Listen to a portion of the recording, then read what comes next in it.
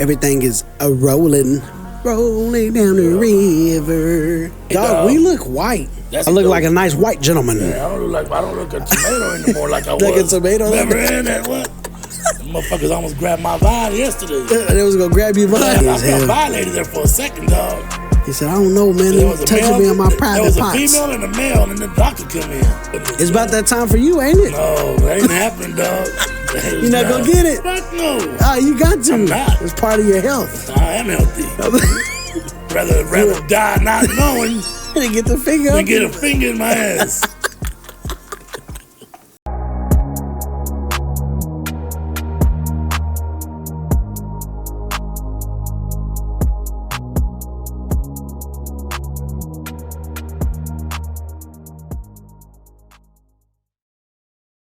What's going on? What's going on, late night family? We back in the building, coming to bring you another exciting episode of Late Night Conversations with Unc and Nephew, and I am your host, King J, also known as Nephew, and to the left is my co-host, JR, Big Unc. What's up, Big Unc? Shit, non-work, off of work, huh? 3 days of work, off of work, dog, because I had a little procedure done on one of my...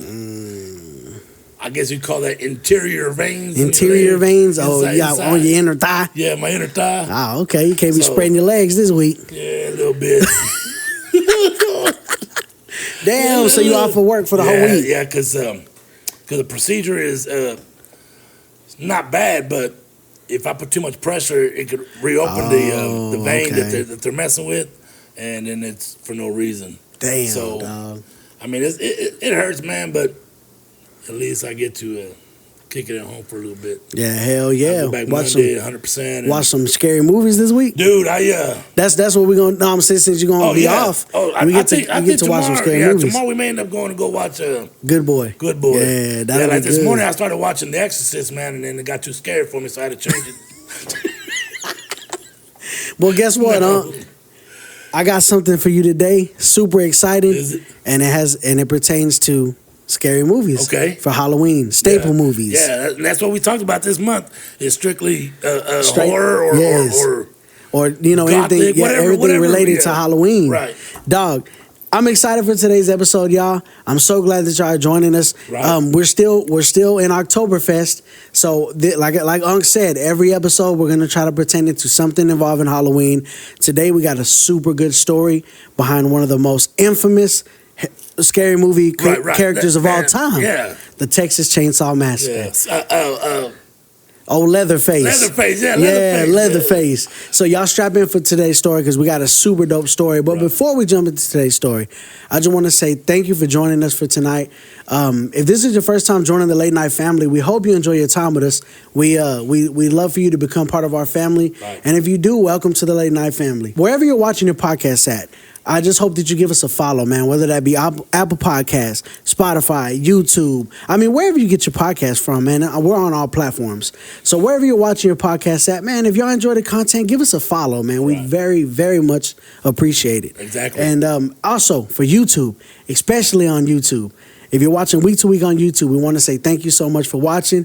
And come join the Late Night family. And if you do, hit that subscribe button for us, man. We very much appreciate it. And punch that bell right in the face, right in the teeth. Man. So you get notified every time we drop a video, and that is every Friday at 8 a.m. But without further ado, let's jump into today's story. Cool. Unc, I got something exciting, dog. And you know what, nephew? Before we start this story, going to Leatherface, I'm hoping we see him tonight.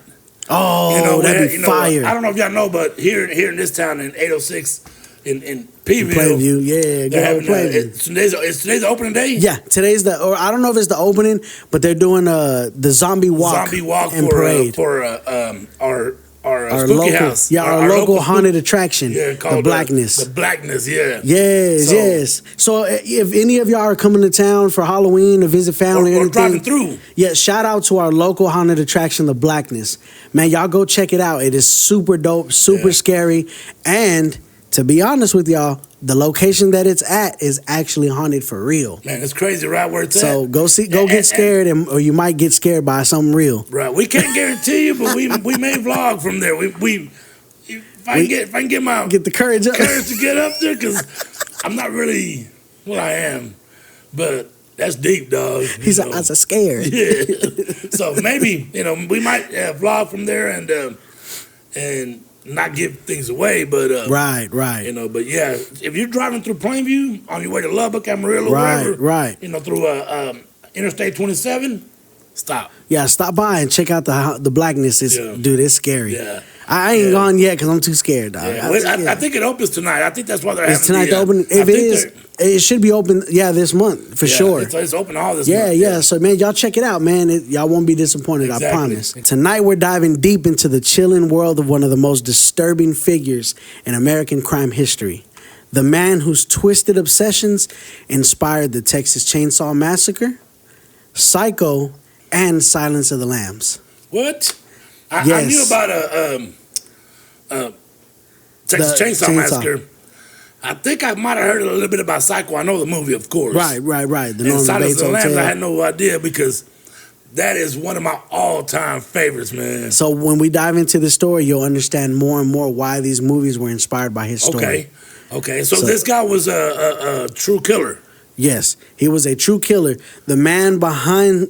So of course, these are all movies. Right. Of course, they're fictional characters, but they're based on this real person. Right. He is somebody who really committed these acts and who died in incarceration in some form because he didn't actually go to prison. Oh, okay. He went to a mental hospital. Oh, okay. So because this man was insane, and you're about to figure out why. Okay. So, Plainfield, Wisconsin, 1957, dog. A small, quiet farming town where everyone knew everyone. Right. Kind of like Plainview. Right. Everyone knows everybody. It was a quiet town, a place where doors were usually left unlocked and secrets were buried deep beneath the snow. Oh, yeah. But in one lonely farmhouse just off the dirt road, a man named Ed Gein was living in isolation, surrounded by the ghosts of his past and the remains of his victims. The Making of a Monster of Ed Gein. And matter of fact, there's a documentary that just came out on Netflix. Okay. Everybody's been watching it. It's called Monster, the Ed Gein story. Right. I know that they've got a little series, a monster series. Yes. But I haven't seen that one. But I will, because I just got through watching the Dahmer. The Dahmer one, yes. So. Y'all check it out. It's crazy. It'll dive in more into You already saw it? Dude, it's crazy, dog. Okay.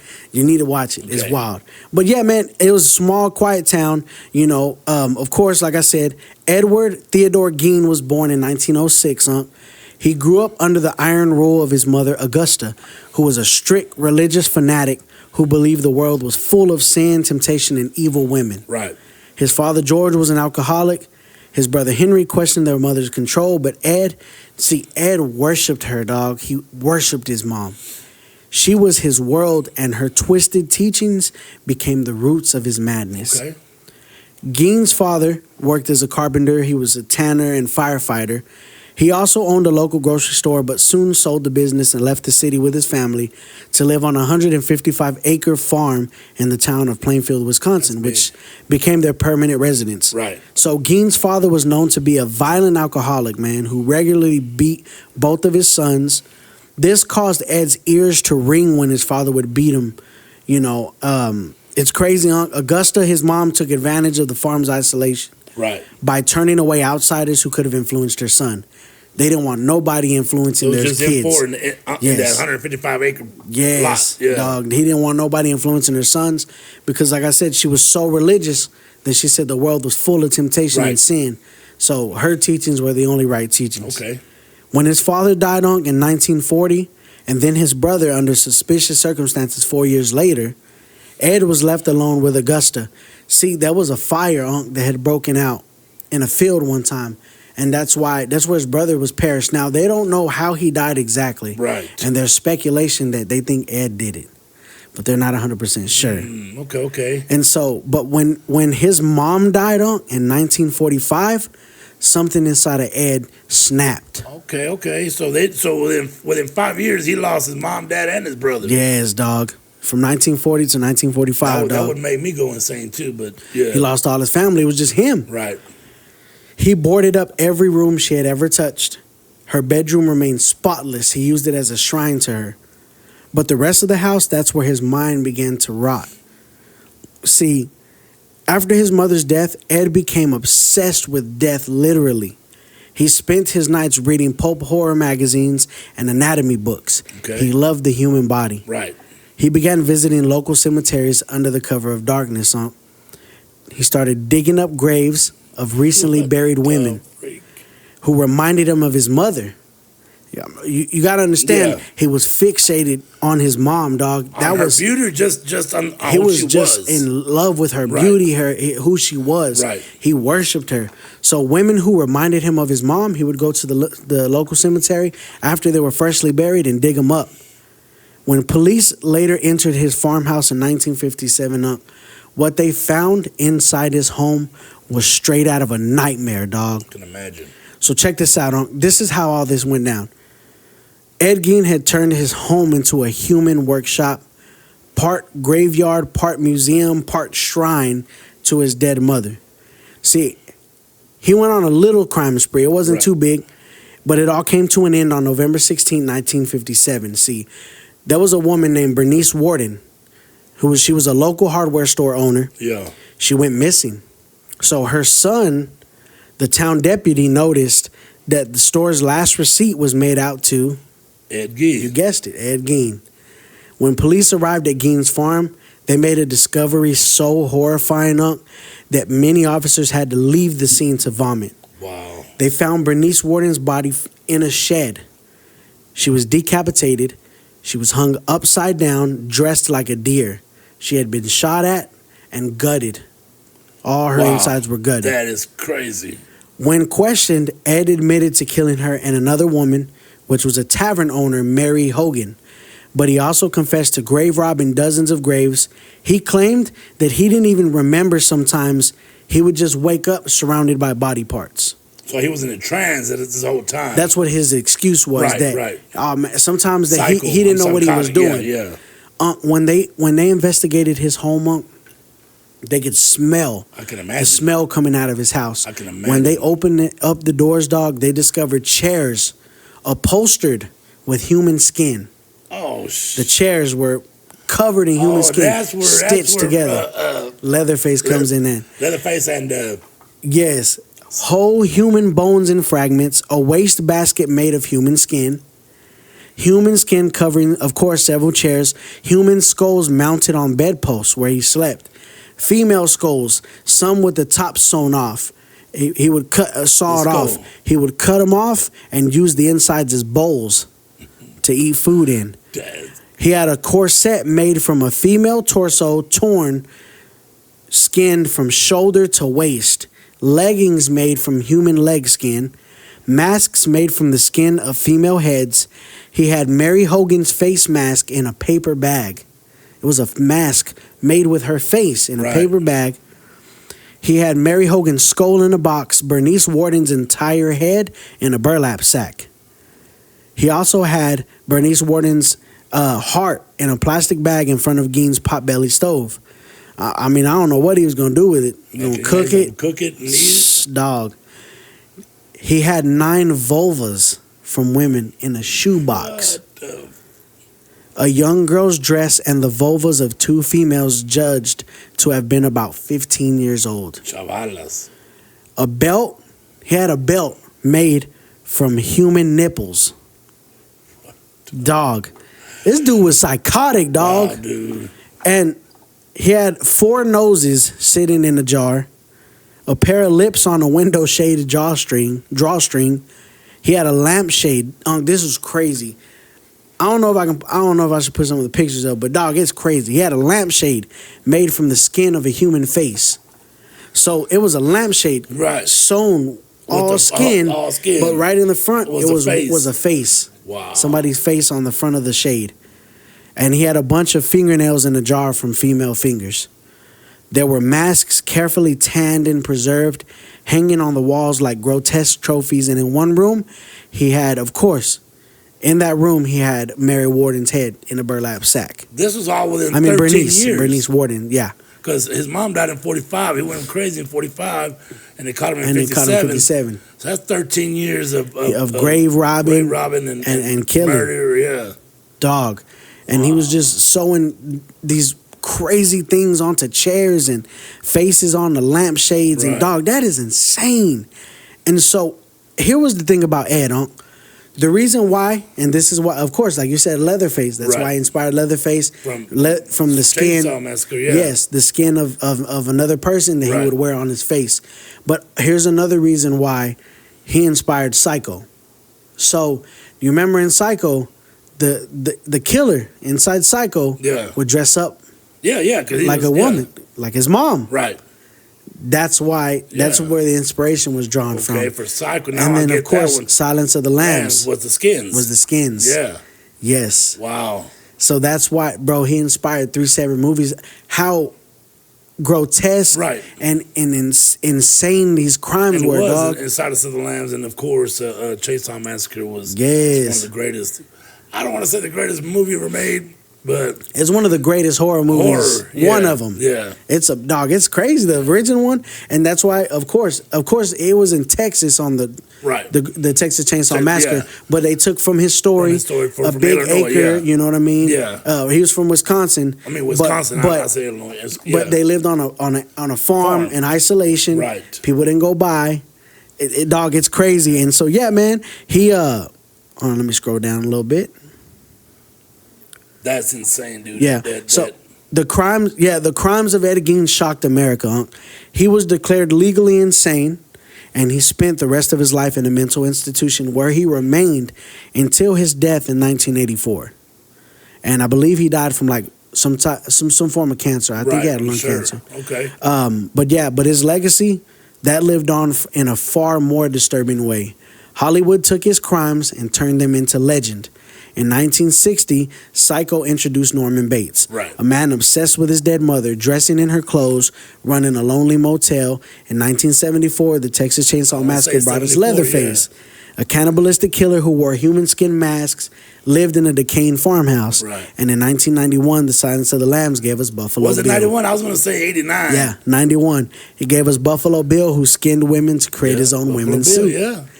Dog, all of them pieces of Ed Gein's real story.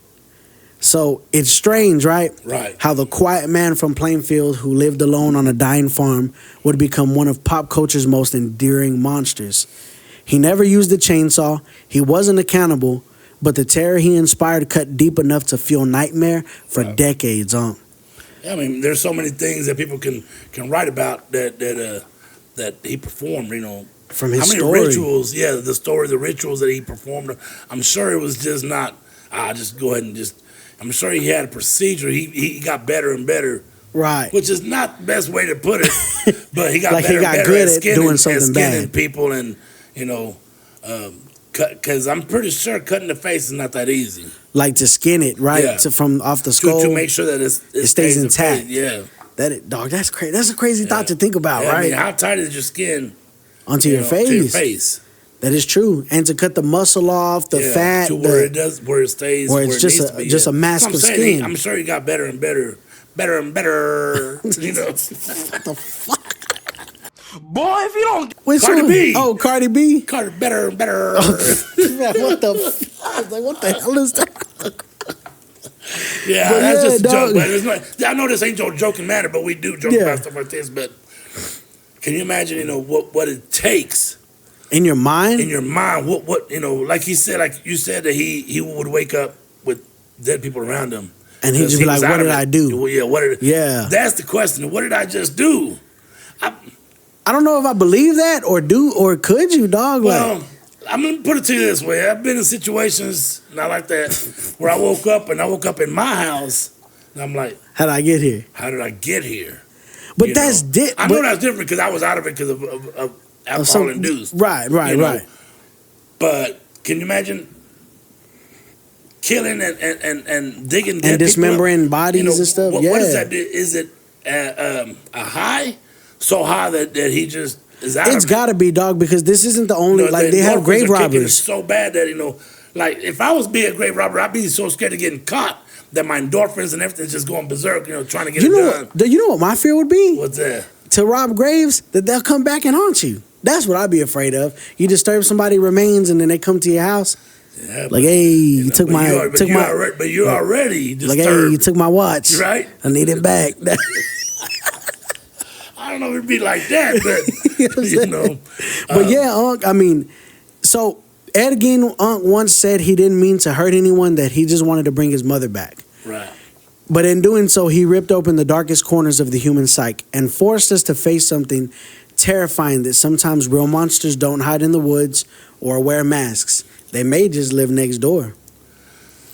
That's the terrifying thing, Dude, dog. and how many times have we talked about this where, who says it best, of course, is Ashley Flowers. Right. You never know somebody. Exactly, Dude. dog. That's true. And also, and to that, I wanted to dig into a little bit of the Chainsaw Massacre and how it came about. Yeah. Because I was so curious. I'm like, dog, his story, of course, it inspired these movies. Right. But I was thinking, what was in the director's mind that made him piece this together? Because, of course, he didn't use a chainsaw. Right. He wasn't. But what made him bring these elements into play? What made him think of the whole story, not just from that one action? Exactly. Well, I mean, and then he's from Wisconsin, but he made this in Texas, right?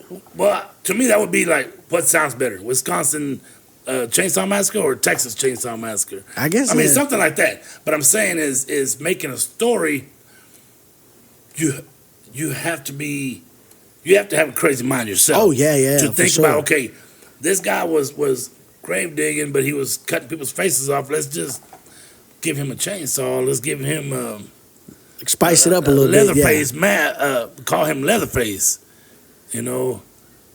I don't know, dude. I mean, I've never tried to write a story like that. Right, but then Psycho, from the passion he had for his mother. Right. Just to And draw why inspiration. Norman Bates, dog? I know, why right? Norman Bates? I mean, now we know the name. We all know the name Norman Bates. Exactly. We know where it comes from, the meaning, but why the name? Yeah, that name and now it's so prolific. Yeah, like, I mean, it's an Norman American Bates icon. Hotel. Like, yeah, dog. So check this out, and this is what's crazy. So as I was digging into this, I learned that back in 1973, he was in Austin, Texas. That's where a young filmmaker. His name was Toby Hooper. Right. So he was standing in line at a crowded hardware store, frustrated, staring at the walls filled with chainsaws. He later said that he half-jokingly that he imagined grabbing one, revving it up, and cutting through the crowd just to escape all the chaos. But that thought, dark, primal, and absurd, sparked an idea. Hooper had always been fascinated by news stories of Ed Gein, right. The small-town killer, the skin masks, the grave robber who blurred the lines between man and monster. Right. Well, he wondered, what if someone like Ed Gein didn't live in cold, gray Wisconsin? What if he lived deep in the heart of rural Texas, where the heat never ends, the road stretches for miles, and help may never come? Exactly. See, check this out. When he was building Leatherface, that's how Leatherface was born. Hooper wanted a killer that felt real, not supernatural, not invincible, because of course you got the Exorcist coming out in the 70s. You got all these creepy creepy monsters who may be supernatural. Frankenstein, Dracula. They're made up. There's something that and there's supernatural aspect. Real. Exactly. Leatherface could be a real person. He's a real guy. Look at Gein. Yeah, he was a real guy. Exactly. So he wanted him to feel real, not supernatural, not invincible, but very human. A man shaped by madness, isolation, and family. A product of a twisted household that made murder a way of life. Leatherface's most famous feature, the stitched human skin mask, came directly from Ed Gein's crimes, because Gein wore faces taken from the corpses, believed he could be his mother. So his whole purpose on why he was, and you notice all his stuff was female. Yeah, female. The reason why he was doing it was because he wanted to be his mom. Right. So bad. He would put on a skin mask and put lipstick and a wig and pretend to be his mom. Right. He was insane. And that's where they took the inspiration from. Right. In the film, Leatherface hides behind his mask, and it's crazy. Each one represented a different personality and a different mood. One mask is blank and cold. Another one had makeup and lipstick. He's not just hiding his face, he's hiding his identity, just like Ed Gein did behind his mother's shadow. Multiple personalities as an insane person. Can you imagine? You already crazy. And then you believe you're more than one person. You're somebody else. And maybe that's why Ed would wake up like, what did I do? Right. I wonder if he had multiple personality disorder. Did, dude. I bet you he did.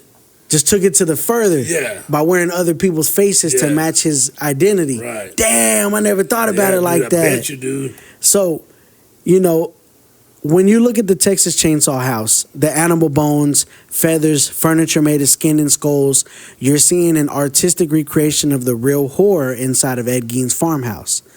Set designers studied crime scene photos and recreated that macabre world. Piles of bones, lampshades and furniture is assembled from flesh. But here's the thing, Hooper's crew didn't have Hollywood money. Right. You know, he was a young director. He didn't have big budget money. So the set really smelled. Oh, so they used real bones from slaughterhouses. They used real rotting meat and animal remains in the Texas sun. Wow. Cast and crew often vomited between takes. That stench, that claustrophobic panic you feel watching the movie, it wasn't acting, it was real. They didn't want to touch the walls. The meat was rotting, maggots coming out of it. I mean, dude, that's crazy right there. You know, that the extent that this guy, how he's like, how can I recreate something and make it real? Exactly, dog. Use real shit. Yeah, you was real rotting meat and bones. Wow, dude. And it's crazy, It's crazy because all that was real, and the family, Toby Hooper didn't stop with Gein's mask. He built an entire family around him, of course. Right. The Sawyers. Yeah. Each one was a reflection of American decay. The cook, the hitchhiker, grandpa, they represent a grotesque version of family values that's gone rotten. Yeah, the police officer, the cop. A commentary on poverty, neglect, and the aftermath of war. But beneath the madness, there's something familiar, something almost domestic. Dinner scenes, laughter, traditions. Only instead of Sunday roast, it's human flesh on the table. Wow. The concept, the horror could live inside the idea of family came from the way Ed Gein's isolation and obsession twisted love into something monstrous. Dude. When the Texas Chainsaw Massacre premiered in 1974, it didn't just scare people, it traumatized them. Audiences fainted. Some ran from the theater screaming, and what made it even more disturbing was that Hooper marketed it as based on a true story. Right. And see, that's why everybody always said, "Man, this is true." It was on a true story. So it's based on events of an actual character, which was Ed Gein, and not what actually happened in the movie in Austin, Texas. Yes, and it wasn't a lie exactly. The film's brutality, the bone decor, the skin mask, that was all drawn from Ed Gein's case. Right, of course. But there was no real chainsaw massacre. Right. Just the lingering echo of one man's sickness reimagined through cinema. Still, the line between facts and fictions are blurred so completely that people begin to wonder, like, how much of this is real. Right.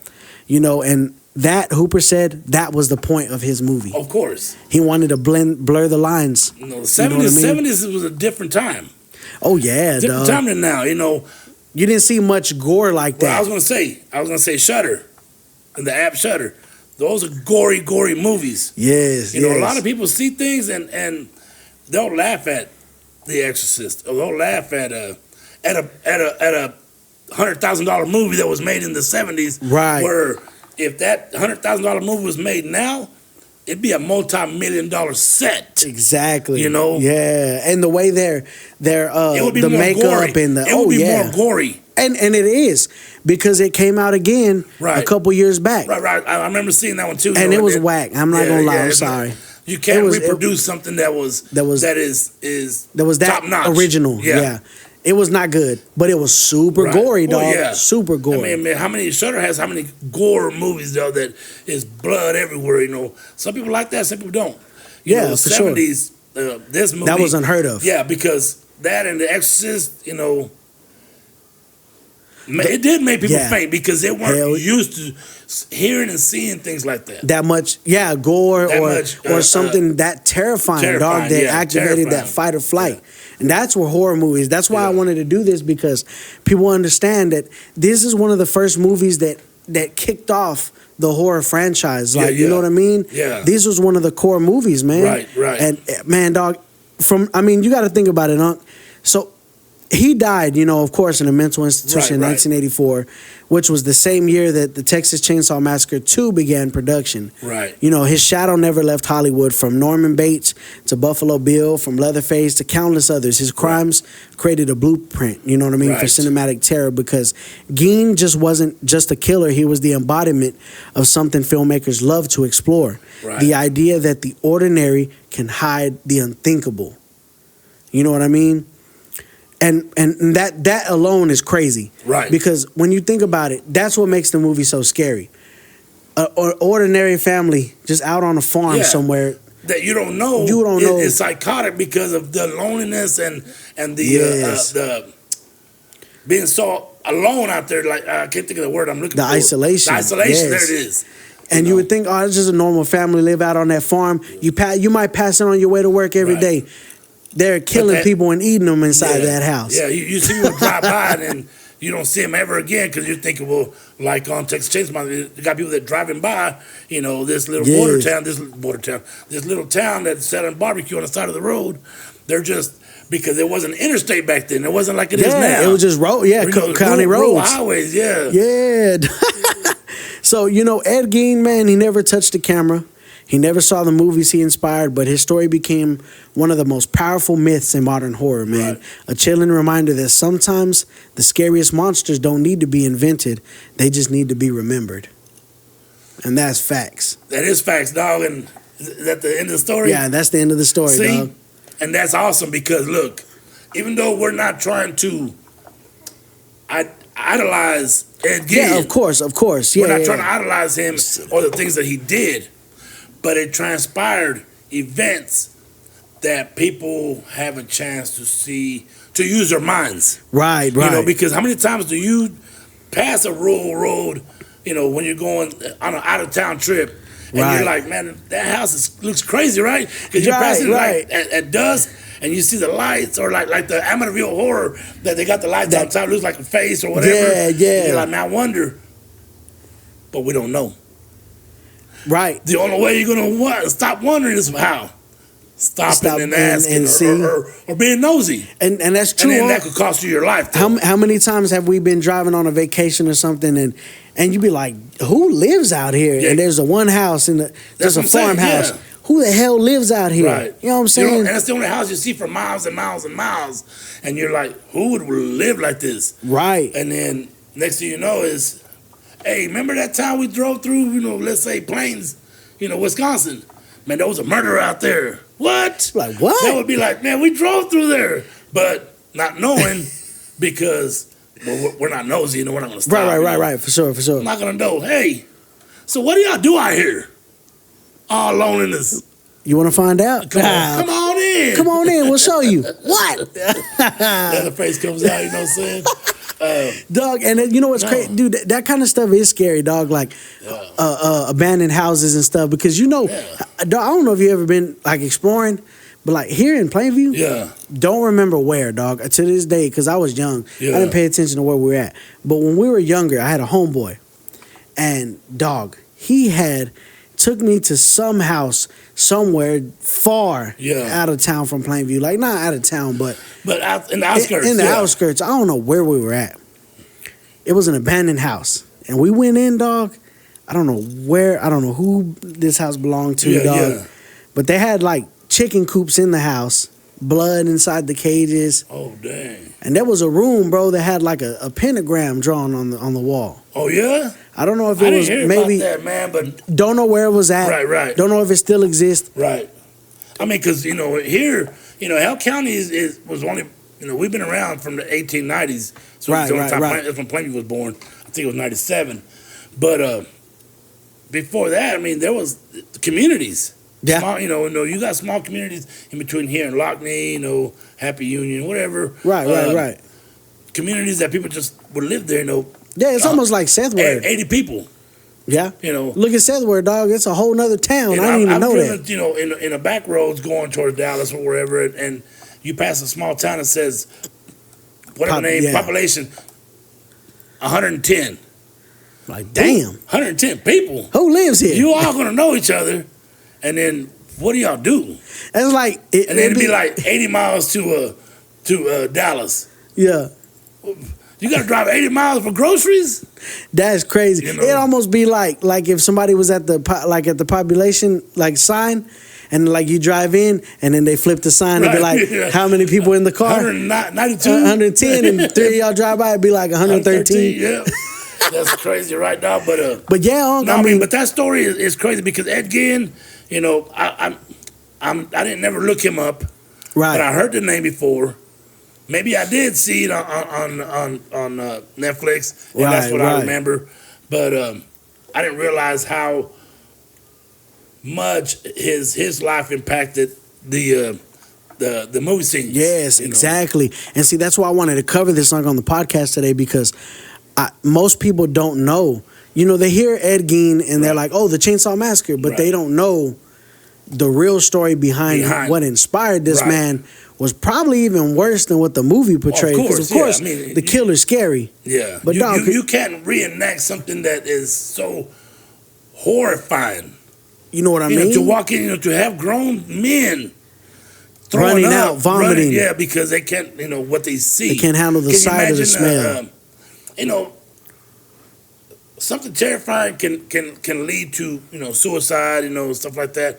Look in the 80s when this little girl fell in in Odessa. She fell in a well, and the man who ended up having to dig himself to get her out of this well, he ended up offing himself. Years later. Yeah, because of what he endured to try to get. He dug a hole so small that he could just barely fit, man, and inch by inch by inch until how long it took. I don't remember the exact time how long it took, and that was horrifying to him because at any time that could have collapsed and he could have been killed, or that little girl could have been killed. Damn. That's a horror. That's a movie. There's a movie on that. How many Vietnam vets that came back from Vietnam who were traumatized. Where PTSD was not. It wasn't like diagnosed. Back then. Yeah, you just came back fucked up. Yeah, for real. Agent Orange or whatever. Now you got names for stuff like that. Yeah. But there's people I can imagine that who would like a police officer like us, who was to walk into a house crime of murder, scene, a house of a house of horrors. Yeah, a house of horrors. Yeah, dude, because that's what it was. Yeah, dog. You walk in and you find a lampshade with a human face stitched onto it. You find an arm, actual chair full of skin stitched. Arm skin. Dog, that is crazy. What? And he just be chilling in there, living in there. And then you have to really, being an investigator, you have to, be there to find out what actually happened. So, what is the after effects? Yeah, what stays with the people? Like how they found that lady. Can you not sleep anymore? Can you, do you become a violent person with your family because you can't deal handle with the pressure? Yeah, dog. And it's crazy because you got to think, like, even when they found that lady. The lady they found in the shed, hanging upside down, gutted out, decapitated. Who wants to see that, dog? Dog, that's wild. And she was dressed like a deer. Dude was insane. No, what they meant, he dressed her like a deer, not dressed as a deer. Yeah, no, but that's what I'm saying. Not so dressed. He had her legs up like this. No, I know. No. Like she was in a deer suit. No, dog, I know what they Bambi with the arms up. No, I mean, I knew it. She was dressed like a deer. Yes, and he sliced her down stomach wise and gutted her. Was out. Yeah, yes, so and decapitated. All the insides just ribs. Like she was wearing a deer suit. Well, I wasn't sure. I know you know. Dressed like a deer. Yeah, you know what I'm saying. Said, damn, man, she was in a deer Halloween 31st? October 31st? She was trick-or-treating in a deer suit, dog. That God ass. Man, no. No, but But we have to make light of dark scenarios, because us too, that we look up stuff and we see things that, some of y'all may not look into. Yeah, because there's sometimes that I dive into like the true crime, cases I research for the case. Sometimes I dig into like the photos, the crime scene photo. Of course, I can't show them on the podcast, but Man, sometimes I see some gruesome stuff, Yeah, dog. dude. Like we one day there's a true crime case I want to cover. Of course, it's a famous one, the Black Dahlia. Yeah, the Black Dahlia. But when you see the photos, it's rough, dog. Yeah. Like the stuff that I see sometimes, I'm like, man, I got to take a break. Like, yeah, because that's like, what I'm saying. I whoa, mean, shit. that's why we make a lot of things, because we do take it serious, because this these 3 movies that he inspired are worth millions and millions now. Yes, dog, and they're staple horror movies Yeah, now. yeah. And I all mean, that from a man who was insane as he was. Yeah. And that right there is why I wanted to do this case today, because it's crazy how one man from a little, Plainfield, Wisconsin, could have spawned horror movie icons. Right. The way he did. Because a lot of people don't realize, you as yourself, you and your dad watch movies every week. So you watch a lot of movies more than I do. I watch Netflix and stuff like that, but I'm not at the theaters like you are. So you see movie after movie, and so now you being, you know how to critique a movie, and if you want to investigate into it, now you know what was the reason, or how was it made, or why was it made. Where other people be like, don't think nothing of it. Yeah, they don't even care about what spawned it. Yeah, they're like, that movie sucked, or whatever, or like you said, they sucked, and then just go about their business, not realizing that like Sylvester Stallone, with Rocky, he wrote a story, nobody wanted it.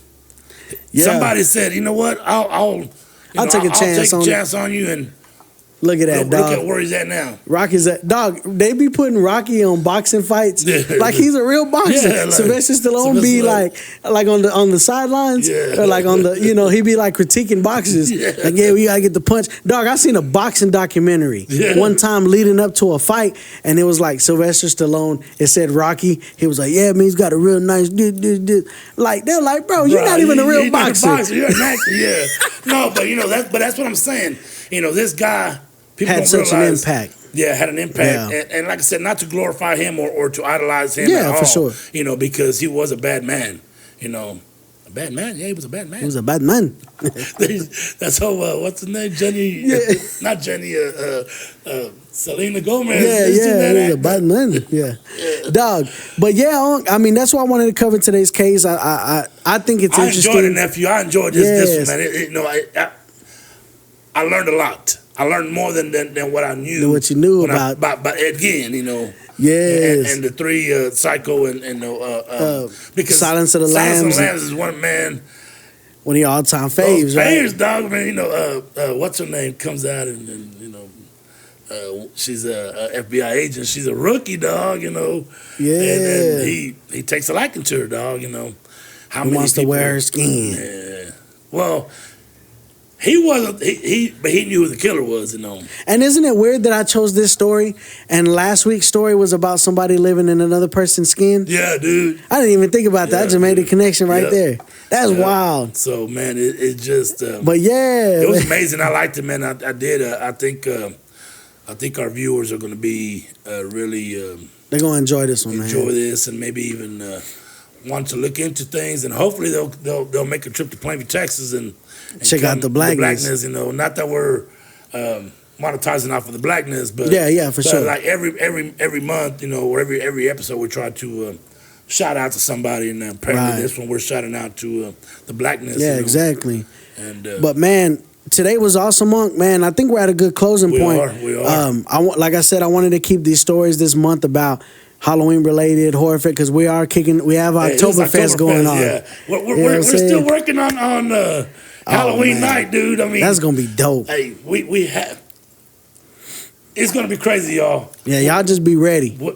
Our skit, we're gonna do a skit. We got no choice but to make a skit. You can't just produce a skit one year and then not have another skit the following year. Yeah, no, we're gonna have something cool for y'all Halloween episode. Yeah. So y'all stay tuned for that. But man, we hope you enjoyed our time with us tonight, man. Right. And I hope y'all learned something about this horror icon Leatherface and the man that inspired him. Right. So next time y'all are watching y'all's horror movies, maybe look into when they say based on a true story, maybe look into why. Because I'm pretty sure the why the movie was made will shock you more than the actual movie. Than the actual why. Because it was not, it wasn't the actual event, but it was everything he did. Everything that he helped promote. Exactly, dog. In his death. Exactly. In his death, In his dog. death, Yeah. he still made a mark. Yeah. Thank y'all for joining us for another exciting episode of Late Night Conversations with Uncle Nephew. And until next week, Peace. peace.